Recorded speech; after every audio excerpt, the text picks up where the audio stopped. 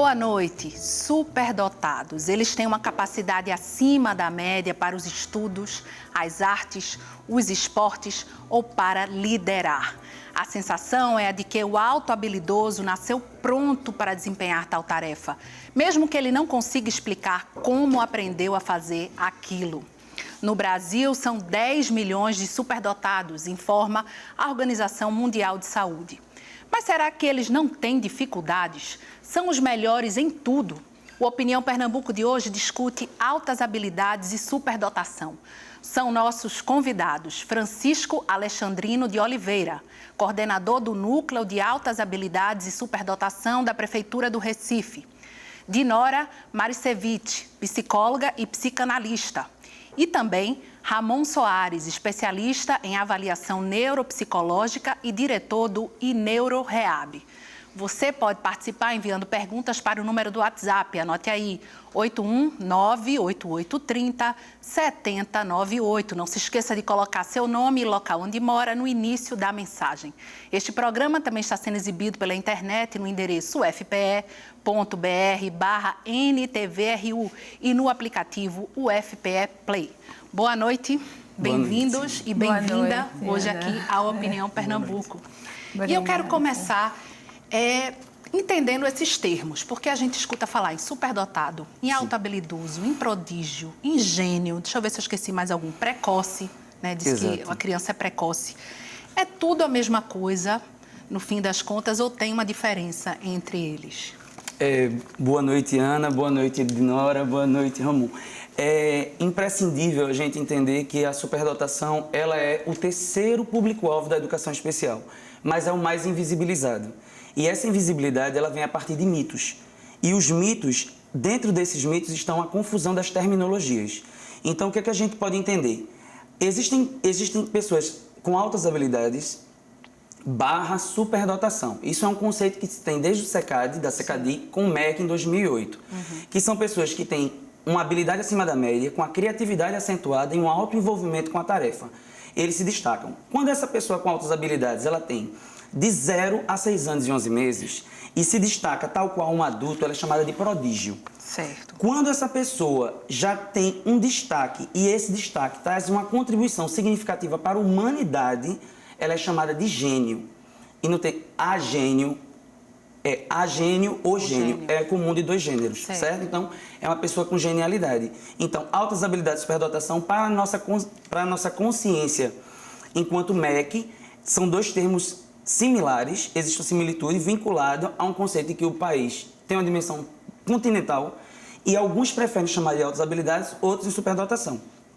Então, falamos sobre gênio, falamos sobre prodígio, falamos sobre altas habilidades e a questão do precoce. O que é o precoce? É o altas habilidades, como eu falei, com 3 anos, de 0 a 6 anos e 11 meses. Sim. Então, ele é chamado de precoce. Se ele extrapolar os limites dessa habilidade acima da média, se destacando tal qual um gênio, ele vai ser chamado de prodígio. Sim, muito bem, ótima explicação. Agora, Dinora, e isso é uma característica sempre genética e normalmente é descoberta na infância ou não? Tem gente que vai descobrir depois, mais maduro, ou é sempre na infância que a gente consegue perceber esses traços? Eu não acredito que seja assim totalmente genético. Deve haver algo de constitucional, não é? Talvez não no genoma humano, mas algo de constitucional que a criança já nasce com uma certa tendência, digamos assim, para utilizar o termo superdotação no futuro, mas que encontre um ambiente propício, não é, para que isso se desenvolva. Ou pode encontrar o contrário, um ambiente não muito propício e isso fique lá meio que encapsulado, uma tendência que tinha para que se aflorasse um grande desenvolvimento na performance em determinada área e que fica meio encolhidinha porque a família ou o ambiente não estimulou o suficiente. Mas quando a família percebe, não é, essa facilidade, naturalmente uma família regular, a tendência é estimular, né? Porque na verdade, assim, ele não nasce pronto, não é? Vai haver toda uma construção de conhecimento que se dá através da relação com o ambiente. Não é assim, na maioria das vezes, né? No quase 100% das vezes. A gente tem algumas crianças com dificuldade em relação ao ambiente que desenvolvem certas habilidades, enfim, com mais intensidade que outras, mas aí são casos especiais que a gente não vai entrar, não é o tema do programa. Mas, assim, na verdade, aí se dá uma questão de o que vem primeiro, né? O ovo ou a galinha. Foi uma família que propicia, que fez com que aquilo aflorasse, ou foi aquilo ao aflorar, motivou a família a estimular, enfim. Vamos conversar mais durante o programa para ver se a gente consegue amadurecer essa ideia. Agora, Ramon, pode acontecer numa mesma casa, filhos da mesma mãe haver mais de uma pessoa com superdotação na mesma família? Sim, nada impede que isso aconteça, porque existem fatores genéticos, como você perguntou a nossa colega aqui do lado, tem fatores ambientais e sociais, né? Como o Francisco falou, o Brasil é um país continental. Uma criança que nasce lá no interior de Pernambuco, que tem altas habilidades, por exemplo, em música, ele não ter acesso a um piano, vai fazer com que essa alta habilidade nunca floresça, nunca apareça, mesmo ele tendo um componente genético na família. Isso acontece, né? E a gente sabe que por falta de estímulo, por falta do ambiente, por falta disso, acaba que as altas habilidades ela não chega-se ao seu que auge. É muito triste, né? Pensar isso. O Igor Resca Pinheiro, ele fala sobre o elemento do encaixe, que é você estar no lugar certo, na hora certa, com as pessoas certas. Sim. Então, quando essa contingência é favorável, ótimo. Nós temos um caso no núcleo de atividades de altas habilidades de superdotação, onde nitidamente a mãe e o pai têm comportamento de altas habilidades. Sim. Os 4 filhos, 3 deles são atendidos por mim, têm comportamento de altas habilidades de superdotação. Um é precoce, né, e já fala em vários idiomas. O outro tem habilidades na área lógico-matemática e o outro na área lógico-matemática e na área do talento específico para artes. Então, de fato, é algo que a gente fala que altas habilidades é uma questão de família, entendeu? É imprescindível que a gente pense assim. Agora, normalmente os pais demoram para perceber ou não? Isso normalmente, rapidamente eles identificam ou eles pensam que é alguma outra coisa? Como é que acontece por parte dos pais, Dinora? Olha, na minha experiência, as famílias mais engajadas, elas percebem. Não é? Talvez no primeiro filho tenha mais dificuldades, no segundo filho isso vai ficar mais claro, mas elas percebem. Eu acho que a partir do primeiro ano de vida, percebe que tem uma coisa diferente, que são mais rápidos, que pegam as coisas mais rápido, ou tem uma habilidade extra, por exemplo, na parte psicomotora, não é? E que a gente sabe que isso é um prenúncio de outras habilidades intelectuais que podem surgir depois, porque o desenvolvimento da inteligência começa com toda essa base psicomotriz para depois se tornar uma inteligência representativa e aí você incursionar pelo mundo do pensamento simbólico, que antes é um pensamento puramente motor. Então, você vê uma criança com essa base mais ampla de ação, possivelmente a construção que surgirá em cima disso será também ampla. E a família estimula, eu acho que não... Agora, eles costumam receber essa notícia com espanto ou com alegria? O que é que causa nos pais, normalmente? Os pais, assim, sempre quando uma criança com altas habilidades chega ao mundo, né, inicialmente ela é excluída, né? Ela está à margem. Você deve ter conhecido pessoas que eram CDFs na sua sala, pessoas que eram, né, os nerds da sua sala, pessoas que às vezes eram confundidas com hiperatividade, mas é porque era com altas habilidades sinestésicas do movimento. Tá? Então você foi confundido, né? A sociedade ela estigmatiza esse indivíduo e ele é excluído. A família vem com um componente também mais social do sofrimento desse indivíduo, de estar sendo excluído por saber um pouco mais. A nossa sociedade foi criada para pessoas medianas, nem pessoas com déficit e nem pessoas com outras habilidades. Então, todas as pessoas que se destacam, elas ficam na margem. E as pessoas que ficam na margem, elas são excluídas. E a gente trabalha na psicologia, né, com esse ponto social, esse ponto emocional que chega ao consultório, uma mãe preocupada com o filho. Ou seja, alto-habilidoso também pode sofrer bullying. Sim. É isso, a gente pode dizer que isso é uma afirmativa correta? Sem dúvida. Inclusive, existem livros falando sobre bullying e superdotação, vários artigos falando sobre bullying e superdotação. E quanto a essa questão da invisibilidade na família, existe algo que é preciso a gente salientar, que é a questão do gênero. Nós temos, por exemplo, no NAS, estudos onde você tem de 100% da população atendida pelo NAS, só 20% é menina.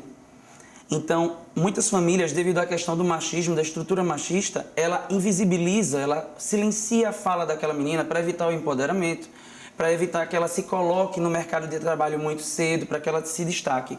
Outra questão é a questão racial, então, étnico-racial, né? Então, um garoto que tem uma habilidade na área linguística, ele tem uma habilidade na área linguística. Se ele escrever Camões, ou similar a Camões, ótimo. Mas se ele escrever rap, porque é de baixo calão e tal. E aí você tem um garoto que toca violino, perfeito, porque violino é europeu. Sim. Mas se ele tocar atabaque, não, atabaque é coisa de candomblé, é coisa do maldito, do maligno, e aí vai acontecendo um estreitamento. Toda uma questão política também. Sim. Aí, né? E aí, nessa questão de políticas, é que a gente reforça a importância desse núcleo de atividades de altas habilidades de superdotação, que é o único em Pernambuco. Sim, e o único no Brasil que tem atendimento a crianças precoces, Sim. que é de 3 anos a 6 anos e 11 meses. Nós somos o único núcleo também municipal, ou seja, gerido pelo município, que nos dá mais autonomia, né? Porque essa latência, que é quando a pessoa entra no chamado, Ramon e Dinora, do underachieve, que é o engavetamento do talento, muitas vezes acontece justamente por isso, porque ela apresenta, é rechaçada, sofre bullying e ela engaveta esse talento. E esse engavetamento vai gerar uma energia psíquica reprimida. E aí, na teoria da tectônica das placas, aquilo ali vai explodir. Ou numa doença psicossomática, ou em alguma reação involuntária, ou mesmo na necessidade de evadir ou abandonar a educação. E aí é o grande problema. Para finalizar, nesse aspecto, a questão da marginalidade. Porque o mercado de trabalho, quando ele não absorve, quando a escola não absorve esse talento, existe toda uma gama, todo um sistema de background, de fundo do poço, que vai absorver. Então vai ser o matemático, o contabilista do tráfico, ou vai ser o projetista do assalto a banco. Então a gente tem que entender que altas habilidades, cuidar das altas habilidades é cuidar também da segurança pública. Verdade. Agora eu ainda quero voltar para os pais, porque acho que é um fator bem importante aí nessa questão. Os pais, quando descobrem que o filho tem, né, essa alta habilidade, enfim, eles também vão precisar de acompanhamento psicológico. Eu acho que de um certo tipo de orientação. Porque há muitas famílias, principalmente famílias na classe média, digamos assim, que é onde eu tenho mais contato, né, pelo meu trabalho, que num aviso, né, no anúncio de que a criança está muito avançada, gera uma certa preocupação, né, principalmente o que fazer com essa criança. Se manter a criança no nível da faixa etária dela, mas ao mesmo tempo uma preocupação de que ela seja estimulada o suficiente para que não perca o interesse na sala de aula, para que não se derive essa energia para outras atividades assim, perturbadoras, não é, do acontecer pedagógico na sala de aula. A preocupação do que fazer com ela. Eu acho que é um dos grandes desafios, é a questão da inserção da criança com altas habilidades na escola regular e na vida. Não é, na vida, para que esse talento realmente seja aproveitado em função do bem-estar da comunidade e da felicidade da pessoa. Porque não adianta você ser uma pessoa extremamente habilidosa, altamente habilidosa, e ser uma pessoa infeliz, que talvez termine até enveredando por caminhos de destruição da sua vida. E aí os pais, acontece também dos pais perceberem, terem um diagnóstico e aí começar a fazer muita pressão na criança. E isso acabar gerando também ansiedade ou até depressão na criança. Isso é comum, Ramon? Sim, sim. Porque alguns pais chegam lá no consultório solicitando esse diagnóstico para poder avançar a criança, né? Fazer com que ela pule de série, né? Que ela deixe de receber aquele conteúdo que, por sua vez, não está estimulando a criança, não está desafiando. Então, o interesse, às vezes, da família é querer que essa criança avance como se fosse um prêmio, né? E ela não está preparada socialmente e emocionalmente para fazer esse avanço, né? E aí existem as formas de acessibilidade, né? De fazer o conteúdo adaptado para essa criança, receber um conteúdo mais avançado, mas que ela continue, às vezes, com os colegas, com o nível dele social. Então, os pais têm essa preocupação e, às vezes, essa ganância de buscar que a criança avance, mas que ela, naquele momento, não está preparada. E hoje são quantas crianças, adolescentes atendidas lá no núcleo? No NAS Recife, nós temos atualmente 100 crianças sendo atendidas. Elas, inclusive, crianças que vêm de Palmares, crianças que vêm de vários lugares, tanto da região metropolitana como dos interiores. E estamos recebendo agora mais uma dezena de crianças, também, uma parte dela de precoces, ou seja, a gente vai estar tendo a felicidade de trabalhar com essas crianças desde a mais tenra idade, evitando assim os chamados assincronismos. O que é o assincronismo? Quando eu tenho uma inteligência acima da média, porque nós temos várias inteligências. Sim. Geralmente a escola só quer focar na lógica, matemática e na linguística. Mas nós temos a inteligência visoespacial, sinestésico corporal, né? O Neymar tem altas habilidades. Ele usa 15% do cérebro para fazer jogada. Só que como é a vida de Neymar no campo social? Né? Será que estruturalmente Neymar está indo bem no campo social? Então, são perguntas que a gente faz por causa do assincronismo. Sim. E essa criança que está sendo acompanhada durante o período da mais tenra idade, ela vai ter menos gaps, ou seja, uma catraca que gira muito rápido, a outra que vai bem devagarinho, a gente vai fazendo aquela cambagem, certo? Fazendo uma metáfora com a relação do mecanismo, né? A gente vai fazendo aquela regulação e a criança vai se vinculando a uma equilibração, que é a base de Joseph Renzulli, que é o nosso Papa das Altas Habilidades e que é a referência aqui para nós, que é quando gera essa equilibração, onde existe a satisfação pessoal da criança, onde existe um protagonismo social e uma intervenção dela com o mundo. Vamos para o intervalo? Simbora. Hoje conversamos sobre altas habilidades e superdotação. Voltamos já.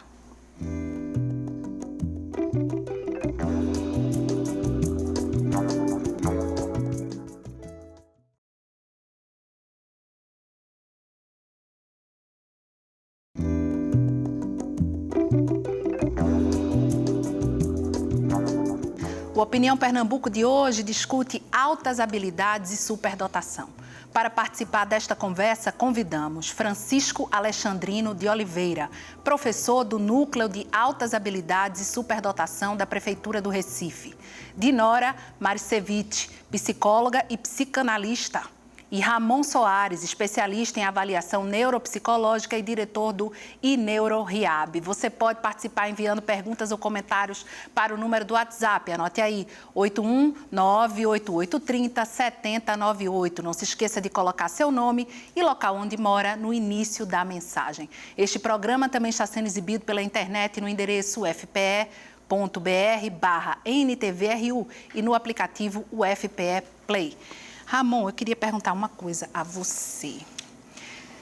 O teste de QI, né, que é uma coisa que a gente fala muito, assim, já a sociedade, se não sabe o que é, pelo menos já ouviu falar no teste de QI. Sim.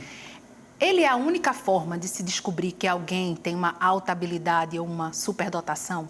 Veja, hoje no Brasil, se fala para se diagnosticar ou se identificar, acho que não é um diagnóstico ainda, mas se identificar, é necessário ter uma equipe multidisciplinar.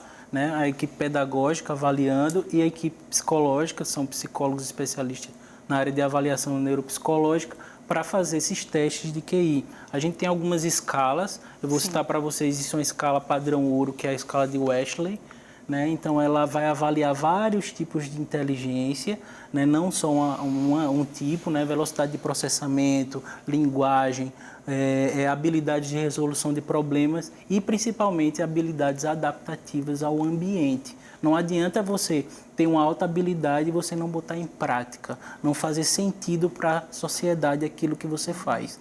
Então é isso que é avaliado. Muitas vezes a criança tem ou a pessoa tem um QI elevado, porém ela não tem essa habilidade adaptativa, ela não consegue colocar o que ela tem de potencial para a sociedade. E a gente não considera ela com altas habilidades. Ela tem um potencial, né? Ela tem uma habilidade específica, às vezes precoce, às vezes está acima da média, mas não é considerado altas habilidades. Agora, então, Dinora, esse grupo também tem necessidades afetivas e sociais diferenciadas? A gente pode dizer assim? Eu acho que tem várias necessidades. É claro que vai variar de criança a criança.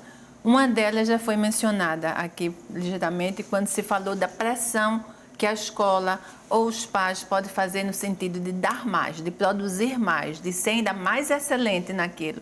E, de repente, ela quer ser criança, ela quer viver, ela quer desfrutar das coisas, enfim, banais, mas tão enriquecedoras da infância e dos colegas. Então, essa é uma delas. Não se sentir parte do grupo, não é? Talvez por funcionar de uma forma diferente, parte do grupo das pessoas, da idade dela, nos valores que essas pessoas dominam, que são os valores de criança. quem chuta mais forte, quem pula mais alto, quem, enfim, sabe contar, fazer um trava-língua, quem sabe fazer aquelas besteirinhas, entendeu? Então, isso também gera uma certa dificuldade dela lidar com essas altas habilidades que possui, se sentir realizando esse potencial que tem, mas ao mesmo tempo também se sentir parte desse grupo de pessoas dos semelhantes. Sim. Não é? E nisso, o próprio mundo adulto, de repente, pede dela algo que não é algo que ela está pronta para dar, e isso pode complicar todo o processo futuro sem nenhuma necessidade, desnecessariamente. Uma criança brilhante, de repente, se torna um adulto frustrado ou enfim, até por esse comportamento ser taxado um pouco de complicado, de criança difícil. Acontece isso complicado, também. como ele disse, nerd, estranho, esquisito, né? Sem nenhuma necessidade. Então, essa criança também precisa ser atendida nessa... a questão, porque a autoestima se vê comprometida. E a autoestima é a base de tudo, para você confiar, para você acreditar, para você se jogar nas situações, né? Confiando que você vai poder ir adiante. Essa criança pode ficar sendo aquela realmente inadequada do grupo, porque não está se encaixando nas expectativas, e aí a casa reforçando como que dê mais, se dedique mais. Não brincar, não, vá lá, faça mais exercício, ou é balé, ela vai ser uma bailarina, então toda a família aposta nisso, não se faz mais nada na vida, só aula de balé, por aí vai. E o que é que uma criança, um jovem desse faz lá no núcleo? Ele chega, é no contraturno, todos os dias eles estão lá. Como é que funciona a dinâmica do núcleo para essas crianças? Maravilha. Antes, Ana, eu queria só complementar a fala de Dinora e de Ramon com a teoria da desintegração positiva do Dabrowski. E Dabrowski, Kazimierz Dabrowski, que é um polonês, ele fala que quanto mais inteligente uma pessoa é, ou quanto mais inteligência ela apresentar, mais tendência ela vai ter a ter desorganizações e distúrbios psíquicos. Então, você tem um pensamento divergente, você pensa fora da caixa no mundo que tenta lhe enquadrar no mundo cartesiano.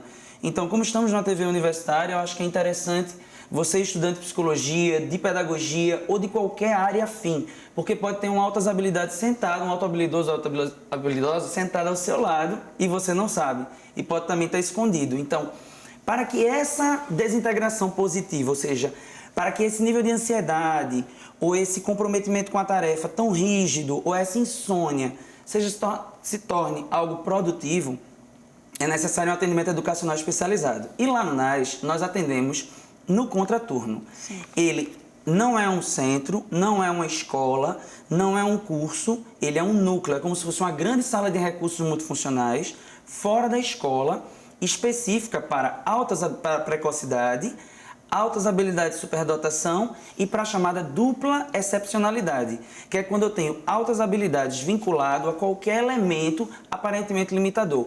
Então eu tenho altas habilidades, Nora, e cegueira, ou altas habilidades e transtorno do espectro do autismo, ou altas habilidades e esquizofrenia. Então, quando a gente vai ter esse momento de turbulência, a gente vai estar trabalhando, ele vai estar na sala de aula, está sendo orientado, as professoras vão estar sendo orientadas como trabalhar atividades de enriquecimento com eles em sala de aula, e no contraturno eles vão uma vez por semana, por 2 horas, para ou o precoce, que é onde se trabalham todas as inteligências no espaço específico, que eles ou fazem? nos chamados grupos de interesse, que tem robótica, jogos matemáticos, comunicações, artes visuais, experimentos também. Então, de acordo com o perfil, eles vão se adequando a esses grupos.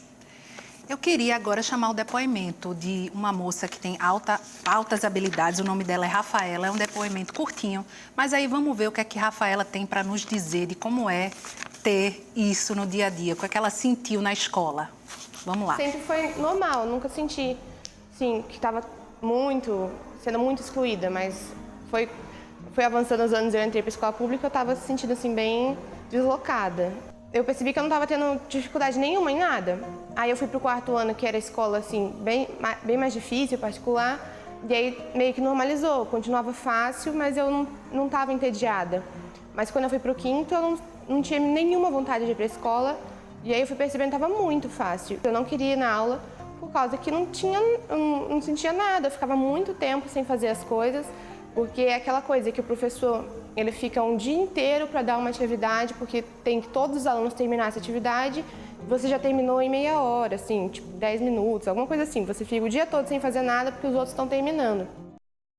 A escola brasileira está preparada para receber essas pessoas? Uma aluna como Rafaela, por exemplo, na sua opinião, Ramon? Vê, a gente precisa realmente ainda evoluir, eu acho que muito, né? Principalmente os profissionais, o ler sobre as teorias de altas habilidades, o que se deve fazer, né? O conteúdo adaptado, né? Saber o potencial dessa criança, encaminhar para a equipe pedagógica especializada, encaminhar para o neuropediatra, encaminhar para a equipe de saúde, para que se identifique o perfil neuropsicológico dessa criança e o que ela precisa ser estimulada para não fazer igual a nossa amiga que passou, como é o nome dela? Rafaela, que teve dificuldade, né, principalmente em motivar-se, né? A gente se motiva a partir, o ser humano, de desafios, né? Com esses desafios a gente vai se motivando a aprender algo novo. Então essa teoria de aprendizagem, ela é necessária a partir de escadas. Você precisa de um conteúdo básico para seguir. Então, a criança com altas habilidades, ele adquire isso no dia a dia muito mais rápido do que as demais. E isso faz com que, às vezes, ele se desmotive e acabe evadindo ou solicitando, ou tendo dificuldade de comportamento. Às vezes é aquela criança que dá trabalho ao professor, que chama atenção, que corre na sala, que quer ficar no parquinho, que ela tem já dificuldade respondeu. de obedecer às regras também, Isso, a gente pode dizer. as isso também chamadas até lideranças negativas. Sim. Muitas vezes a criança que é o líder negativo fala assim: como é que você já conhece esse menino com altas habilidades? Esse menino é um transtorno para a escola, muito pelo contrário. Aquela liderança que está fazendo com que os coleguinhas ou abandonem a aula, ou quebrem, depredem o patrimônio, vai estar muito vinculada a essa capacidade que poderia ser canalizada para a organização de uma gincana ou mesmo de seminários temáticos, entre outras coisas. E aí, como é que trata uma criança que não foi identificada, que está sofrendo bullying, chega no consultório, o que essa criança vai demandar normalmente, Dinora? Os profissionais. Eu acho que aí é que é importante você olhar justamente para esse entorno, não é? Não focar só, digamos assim, no sintoma e preparar um programa excelente que seja para combater esse sintoma, mas poder ver o que é que esse sintoma, o que é que essa conduta está nos contando de como funciona essa criança e como está havendo essa interação entre a criança e seu meio. Não é? Para poder justamente identificando todos esses fatores, compreendendo tudo que está sendo construído aí nesse contexto, você poder pensar naquilo onde deve entrar a intervenção. É mais no pedagógico, é mais na aceitação, é mais com a família, é o grau de ansiedade, o que é que pode estar gerando tanta ansiedade aí, o que é que isso está produzindo no ambiente, como é que o ambiente está reagindo a isso, é da forma mais adequada, é da forma que realmente vai levar a construções ou vai levar a desintegrações e a funcionamentos, digamos, negativos desde o ponto de vista do entrosamento dessa criança no meio. É cada caso que vai lhe contar realmente isso. Agora, é obrigatório, por lei, elas terem um currículo diferenciado, não é? Exato. Mas isso é cumprido? Quem fiscaliza isso? Isso está acontecendo hoje nas escolas, Ramon? Eu vejo que ainda não. Por quê? Falta de conhecimento da equipe, eu acho que não indicam, não orientam, não encaminham, né? Saber do NASP, eu acho que é muito bom a gente saber que existe um núcleo, que existem profissionais aqui em Recife. Eu atendo no NeuroRehab, que a gente tem um núcleo de avaliação neuropsicológica, exatamente para identificar crianças com déficits, mas também crianças com outras habilidades, que a gente possa estar orientando a família, fazendo os encaminhamentos, fazendo esse perfil neuropsicológico para que a criança não perca essa habilidade e que ela seja excluída socialmente. Então, esse é o grande objetivo da equipe pedagógica, né, e dos profissionais de saúde, é assegurar o direito desse indivíduo a ter o material adaptado e todo o conteúdo específico para o potencial dele.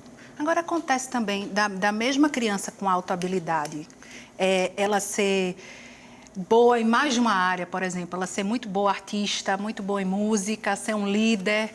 Isso é mais comum ou menos comum do que a gente imagina, Francisco? É mais comum. Nós temos uma teórica chamada Susana Graciela Pérez, que ela fala que nós temos menos de 1% da população brasileira com altas habilidades de superdotação identificada. Nós temos quase 99% lá no fundo da invisibilidade, passando despercebido. Geralmente as escolas vão notar um destaque maior a partir das verificações escritas, das provas escritas ou das arguições orais. Então, pela prova, pelo conhecimento acadêmico. Aí se percebe, porque esse garoto só tira nota 10, essa moça só tira o conceito A. Mas existem outras inteligências que não são quantificadas com notas e não são verificadas na escola. Então, essas que são chamadas não canônicas que são menos visibilizadas. Só o foco maior é só na linguística e na lógica matemática. Eu quero que você fale daqui a pouco dessas outras inteligências. Okay. A gente volta rápido, hoje conversando sobre altas habilidades e superdotação.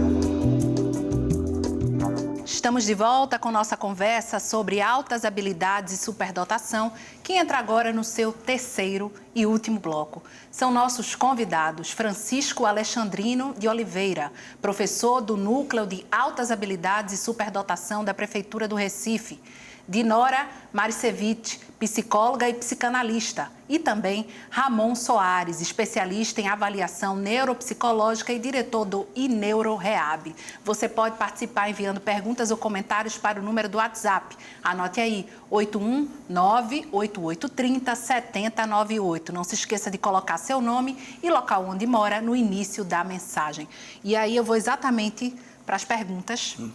Aliás, desculpem, no outro bloco eu disse que ia deixar você falar um pouquinho mais dos tipos de inteligência. São as inteligências. A gente tem a inteligência linguística e a lógico-matemática, que são as que mais se destacam na escola, mas nós temos também a inteligência interpessoal, que é da relação com o outro, a intrapessoal, que é conhecer a si próprio, a musical, que tem a ver com a construção de melodias, de harmonias, das propriedades do som e aí vai. Nós temos também a ambiental, que tem a ver com o conceito ecológico, com a relação com o meio, a sinestésico-motora, que é com relação ao movimento. Eu tinha um aluno que ele botava um skate em cima do outro e saía sem se desequilibrar, usava aquelas bolas de bulbete e pulava e voltava no mesmo equilíbrio, voltando ao eixo, ou seja, consciência corporal extremamente elaborada, sem ter nunca treinamento. Né? Então, são várias habilidades, e essas habilidades estão vinculadas a essas inteligências. Então, nós temos a divisão entre dois tipos fortes de altas habilidades. As altas habilidades chamadas de intelectuais acadêmicas, ou habilidades escolares, e as habilidades produtivo-criativas, que estão essas não canônicas que eu falei, todas essas. Das escolares, geralmente, fica só a parte da lógico-matemática e da linguística, né, que tem a ver com memória semântica, com a memória das palavras, e aí vai. Então, para a gente saber que não só Einstein, Newton, Stephen Hawking, não só eles foram gênios, né? Sim. Que tem outros aí, Villa-Lobos, exato, né? Pelé, sim, claro. E as mulheres? Leonardo da Vinci. E as mulheres? Cadê as mulheres, né? Exatamente. Então, Marie Curie, a gente tem Maria do Egito, que criou o banho-maria, a Maria Pitar, são várias mulheres. Inclusive, existem vários materiais que a gente pode fornecer pelo e-mail na asrecife@gmail.com para que as pessoas possam conhecer também mulheres que têm superdotação e que foram geniais e que deixaram legado para a sociedade. A gente vai botar também no programa o endereço, o telefone de vocês. Maravilha. Pronto, já está no ar, isso. Agora eu vou passar a primeira pergunta aqui de Robson Bento dos Santos, de Camaragibe. Boa noite. Tem conhecimento de algum caso no Brasil ou em outros países de altas habilidades não naturais, basicamente por meio da utilização da engenharia genética? Isso já é falado também. Robson, eu não li nada sobre, mas eu imagino que o avanço genético na Europa, nos Estados Unidos, eles já vão identificando esses tipos de habilidade, né? Mas não existe ainda um estudo, né, que afirma que existe um componente específico genético, né? Mas é considerado a questão genética e a ambiental e social. Vou passar para a próxima. Jorge, de Casa Amarela. É possível ter crianças e adolescentes com altas habilidades e especiais, por exemplo, autistas, síndrome de Down e etc. Acho que foi falado isso aqui, né, Dinóia? É possível, foi. né? E o colega também. Isso. Exatamente. Então Não, é possível. eu acho que o seu centro trabalha especificamente com esse setor também, né? Isso. Quando você tem... É chamado... A pessoa é a... Peraí, deixa eu voltar aqui para ela. Jorge, de Casa Amarela. Então, Jorge, essa é chamada de dupla excepcionalidade. Aí a gente tem evitado esse termo excepcionalidade e usa-se dupla necessidade educacional especial, que é quando a pessoa tem altas habilidades e apresenta alguma coexistência ou com transtorno do espectro do autismo, ou com deficiências, ou com alguma doença mental, que é diferente de deficiência intelectual. Então, é possível, sim, que exista essa coexistência. A gente tem evitado usar o termo especial. Especial ou somos todos nós ou nenhum de nós. Né? Existem pessoas com deficiência, pessoas com transtorno do espectro do autismo, pessoa com altas habilidades de superdotação. Mas a gente está evitando usar esse termo especial porque ele segrega. Sim, sim. Inclusive, a gente precisa repensar até o termo educação especial. Né? Estevão Machado, não sei se essa pergunta já foi comentada, como se dá o diagnóstico em crianças com altas habilidades? Foi o que a gente falou no início, né? Que não só o teste de QI, mas outros testes também, não é isso? Sim, tem que ter uma equipe multidisciplinar, né? Junto com a equipe educacional, a escola, a família. Então, é uma rede que vai fazer com que tenha um maior número de informações para que a gente determine esse perfil neuropsicológico, se a criança ou a pessoa tem ou não essas altas habilidades. Ana, se me permite, existe a possibilidade de se fazer o double check. Então, por exemplo, Dinóia e Ramon são psicólogos, um psicólogo e uma psicóloga. Eu sou da área pedagógica, então eu faço a verificação pedagógica, que é a verificação que a mim cabe. Eu não posso usar testes nem nenhum tipo de instrumento que eles usam. Né? Isso. E nós vamos fazer uma troca de saberes e essa troca vai trazer uma verificação, uma identificação mais coesa. Porque, por vezes, aparenta ou apresenta comportamento de altas habilidades na avaliação psicológica, mas quando vai para o pedagógico a pessoa está em latência. Sim. Ela não consegue expandir isso ou tem a chamada síndrome de Solomon, que é o medo de se destacar. Então ela tem pavor a se destacar, então ela se esconde. Então está aparecendo no teste, nas verificações quantitativas e qualitativas, mas no pedagógico não aparece. Então a gente vai ter esse diálogo. É complexo, né? Não dá para botar o ser humano numa caixinha. Não. Exatamente. No fim das contas é isso. Quer complementar, Ramon? Isso, e aí a gente está falando de pessoas típicas, né, medianas, porque a gente compara o indivíduo com pessoas da faixa etária dele, da classe social, né, as padronizações dos testes são tudo ligadas exatamente à idade, à escolaridade, para que a gente não tenha equívocos. Você não pode comparar o indivíduo que mora lá no Amazonas, que não teve incentivo, né, com um teste de uma pessoa que está morando em São Paulo, que estuda em escola particular. Então, os testes eles acabam, hoje em dia, tendo padronizações por estado, por localização, para que a gente não cometa um erro. Então, a observação clínica ela é soberana também aos testes. Os testes é um instrumento. Isso. Você pode pegar ele e transformar ele em uma observação. E aí, quando você fala, eu só fico imaginando sim, sim. Os altos habilidosos que nasceram assim de uma família pobre, né? de uma família que não pode, até gostaria de dar, mas que não pode, né? Dar condições para o desenvolvimento. E quanto talento está aí desperdiçado pelo nosso país, né? Márcio Santos, último período de psicologia da Boa Vista. Ele nota que se fala muito pouco na formação. Então, de que modos, instrumentos pode ser feito esse diagnóstico de altas habilidades? Novamente, a mesma pergunta, né? O núcleo oferece algum tipo de oportunidade para aproximar os alunos em formação, para ter alguma vivência com eles, com esses alunos? Parabéns ao programa por discutir um assunto tão relevante para a nossa sociedade. Sem dúvida. Além de professor do núcleo, eu sou professor universitário também. E lá eu tenho, pelo menos, só nesse período, tem três duplas estudando superdotação e fazendo uma imersão de campo. Agora, essa imersão ela é feita com todo um processo de responsabilidade. Na escola de formação, o professor Paulo Freire, com carta de anuência. Então, os graduandos e graduandas vão até a Paulo Freire e recebem uma autorização para fazer uma imersão no núcleo. Não é só chegar e entrar nas salas, não. Existe todo um cânone, né? Aí sim, para respeitar a questão da individuação dos estudantes, a garantia da autonomia docente e qualquer tipo de prejuízo ao desenvolvimento da atividade rotineira. E quando essas habilidades, aí voltando novamente para a importância de se investir, né, na criança ou no jovem, quando essas habilidades não são devidamente desenvolvidas, pode acontecer da criança estagnar, do jovem estagnar e perder essas habilidades? Isso é possível para o ser humano, Dinora?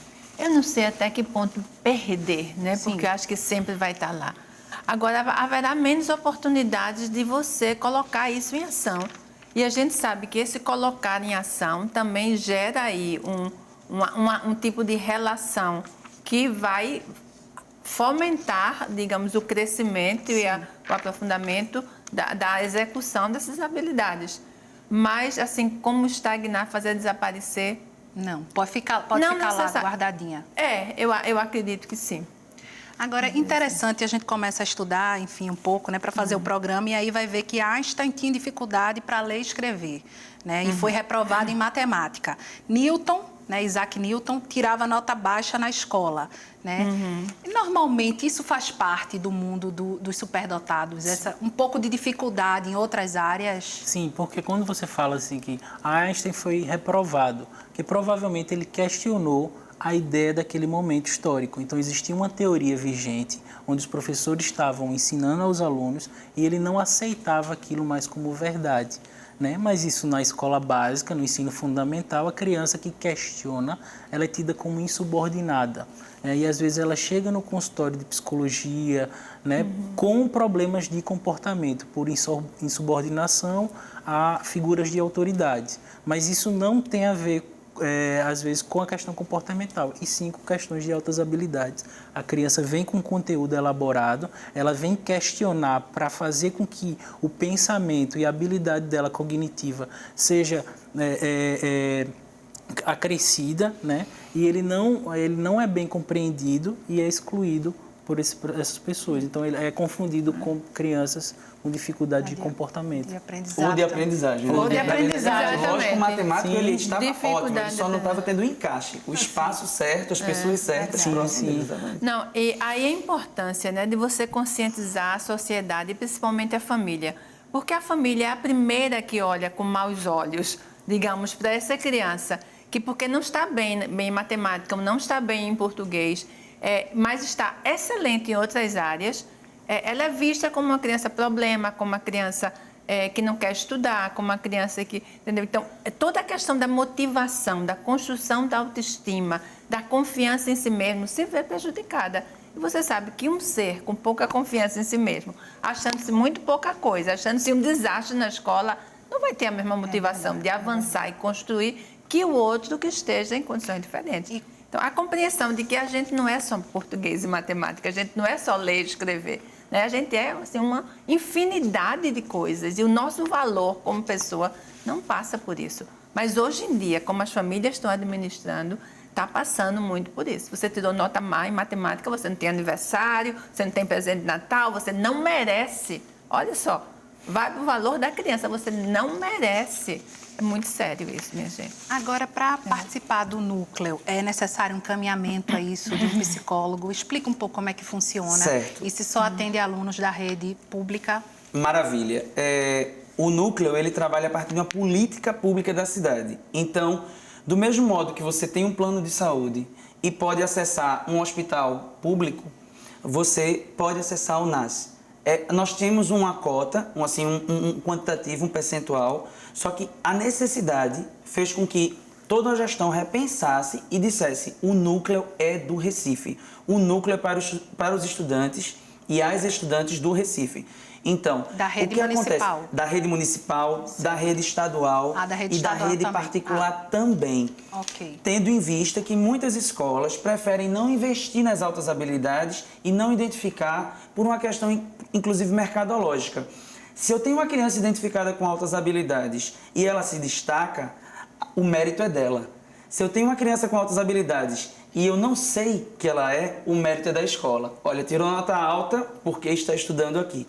Então ela vai ser a garota propaganda daquela escola, mas na verdade ela se destaca sozinha por causa das altas habilidades dela e não do potencial escolar. Então as escolas precisam dignificar a LDB, dignificar todas as normativas que se fala sobre educação especial e fazer identificação sim de estudantes com altas habilidades.